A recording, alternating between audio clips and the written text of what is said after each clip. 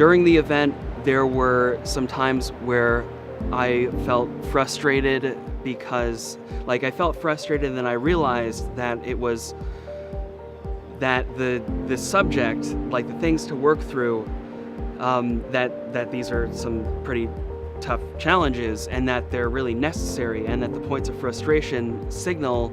the areas to work on. And I found this event really useful because it made me feel these ways that I would normally avoid,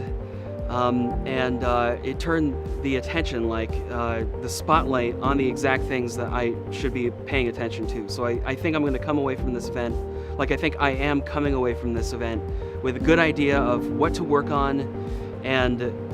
how well things are going and what things I'm not thinking about that I should give consideration to in the future. It's really valuable, useful, and actionable in that way.